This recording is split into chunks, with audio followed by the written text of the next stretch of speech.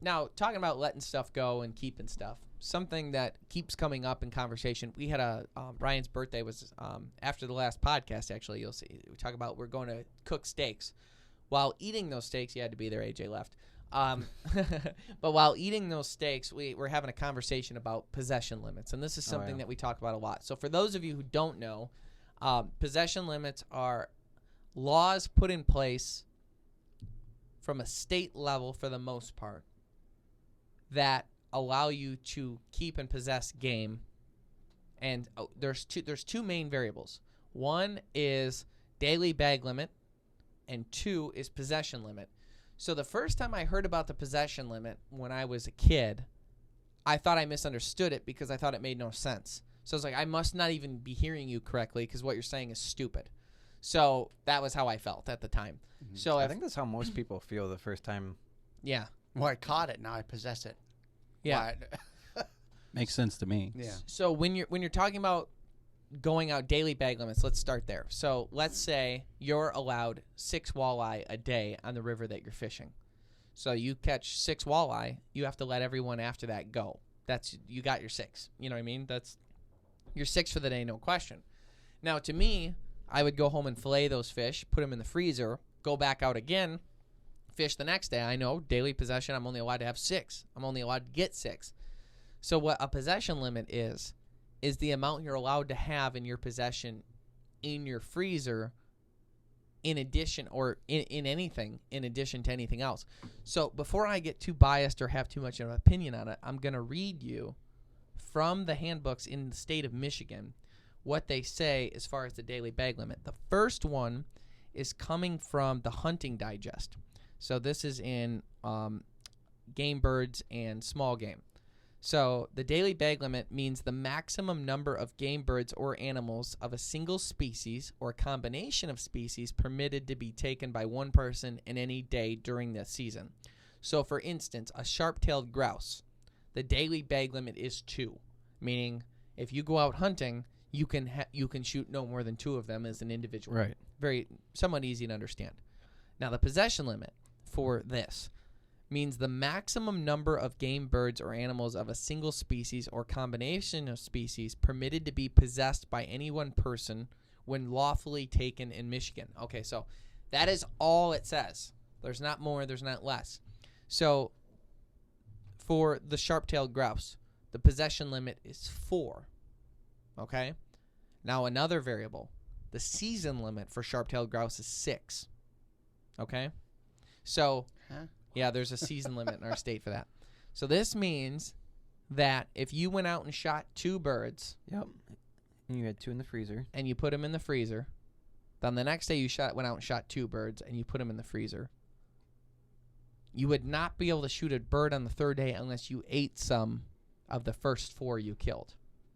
Wow. Based on how I'm reading it. Based on that. So that's my understanding of possession limits. But here's the thing. It says season limit is 6, which means that you could go out, shoot 2, day 1, go home and eat them. Everybody eats them. The next day you go out, shoot 2, put them in your freezer. The 3rd day you shoot 2, put them in your freezer, but you're done for the season. So it's if you the other cap. Ones. Right. Yeah. So, man, that's a tough one to. If you're rough grouse hunting, you're like, they take off so fast. You're like, I hope that's not a sharp tail. You know what I mean? Yeah. I know they're different, but it's like. I'm just wondering, how do you, enforce that? It'd be really. I'm not saying you should, but I'm just saying enforcing that someone only takes 6 a year. You're really just going off the honor system at that point. Yeah, and now I think it's to me, and I could be wrong, the season limit makes more sense to me than any of the other ones. Than a possession limit? Yeah. I'd rather have a season limit than a possession limit. I think it makes way more sense. I think possession limits are ridiculous because as long as you're following the law and you're only getting 2 sharp tails a day, who cares how long you have them? Yeah. So before we go down the I'm line, sure there's some flaws to what I just said, but so before we go too far down the rabbit hole, well, we weren't talking rabbits though. This is ducks. I was going to say, what are you laughing at? So you want to get freaked out? Here's the duck one. The daily bag limit shall be 6 ducks of any species. However, no more of them should be no more than 4 shall be mallards, and no more than 2 of those should be hens. I don't know why I'm stroking out here. No more than 3 wood ducks, 2 redheads, 2 canvasbacks, 2 black ducks, 1 pintail, 1 or 2 scalp, depending on season date. See table below. Jeez, oh Pete's. In addition to the duck limit, hunters may take 5 mergansers, only 2 of which should be hooded mergansers. The possession limit is 3 times the daily limit of ducks and mergansers. As part of the total daily limit for ducks as described above, the daily limit of scalp for zones and dates specified shall be below. And so there's a table below that shows that. That's a lot So to memorize. you're sitting out in the duck blind. Right, and hold you on. Shot 2 birds, and now I just picture that GIF of Galifianakis from that movie where he's got all the math around his head, and he's like, hang Oh on. yeah. And he's figuring it out, like, how many do you shoot? And then 2 of those, but that one's a hen. And okay, shoot it. It's already gone. And you're expected to know all that when you're Yeah. out there. Oh yeah. That's aggressive. You are expected to know it, and that is an intimidating thing because That's a flaw I see with our system also. The way the laws are set up and the way you have to read them, it's kind of intimidating for anyone new who's trying to get into it. Yeah. Because as soon as you start reading the laws on it and you've never done it before, you're like, well, it doesn't matter what I do. I have to stay in line at all times perfectly, and it's so easy to mess up. And if I do mess up, now I'm paying hundreds of dollars or getting my rights taken away to hunt. Yeah, if you're going to make it that hard and that complicated, have like a class or something where you can at least get like some point. Like I've never well, seen. they have online stuff, but it's here's the thing. When laws get really complicated and they become really difficult to understand, they feel real baity, like they're trying to get you on something. That's what I'm uncomfortable with. I feel like and they can't wait to they can't wait. But it's on the other hand, when that law was first written, it was probably like 4 mallards, and that was it. And then someone was like, "Well, you didn't say this too."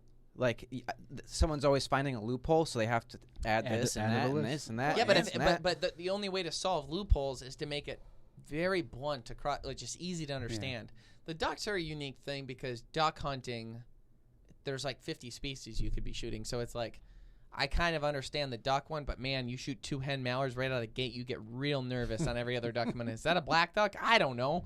You know what I mean? It's like, that one gets risky. Yeah.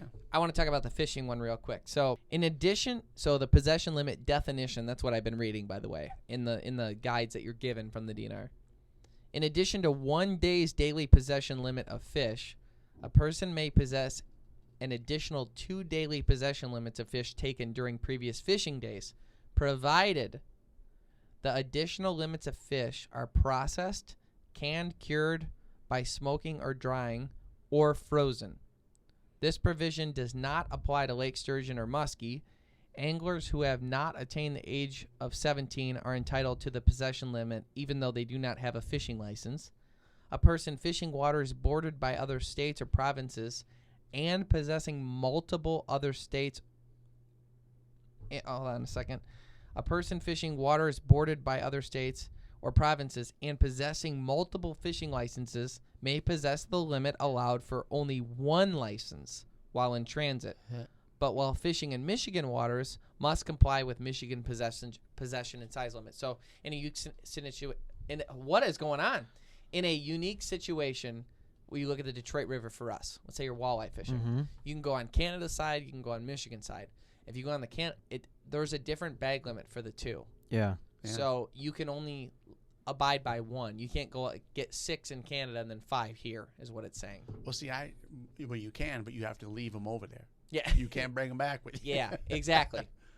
So it's a weird thing, It's like so the possession.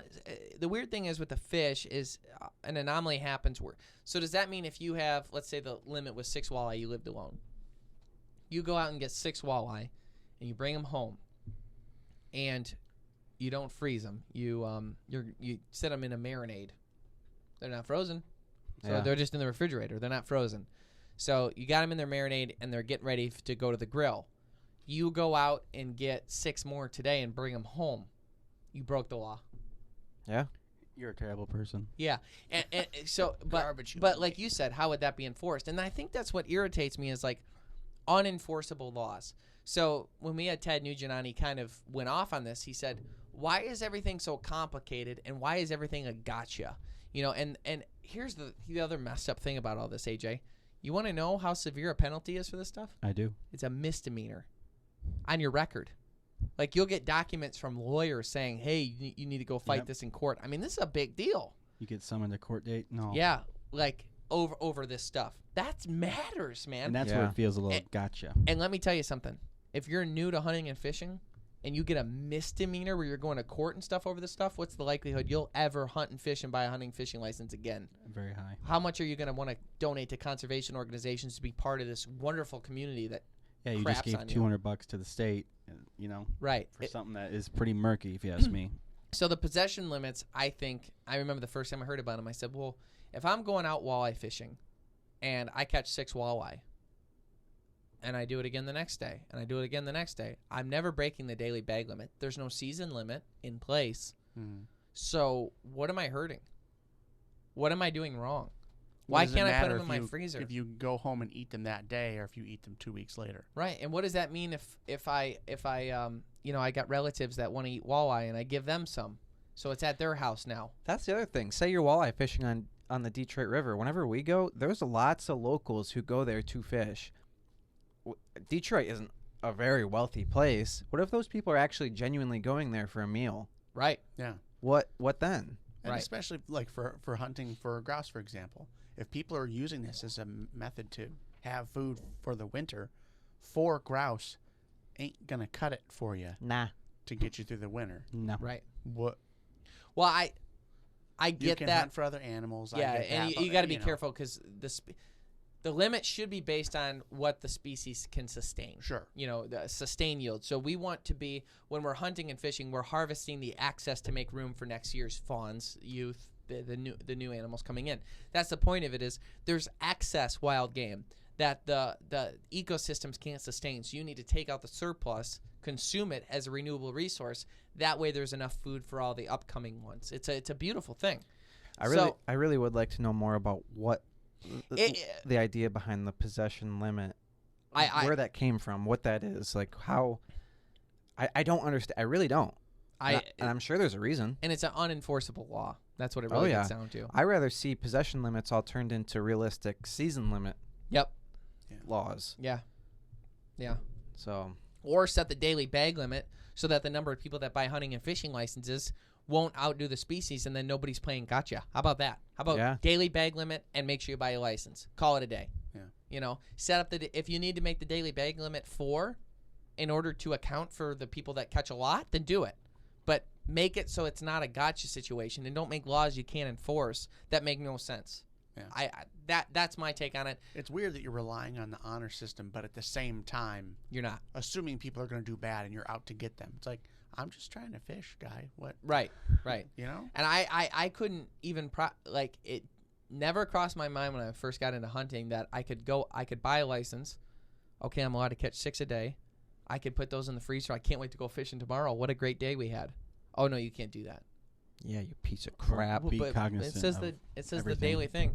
So because of that, I read you the regulations from Michigan, but check the state you're in, because don't play gotcha. Yeah, I know, like Rich was telling me out in Washington, my brother Rich, out in Washington, was saying how on certain rivers there's certain laws here where it's barbless, but if you walk 10 feet the other way, it's barbed, and depending on where you're at, you could just be screwed.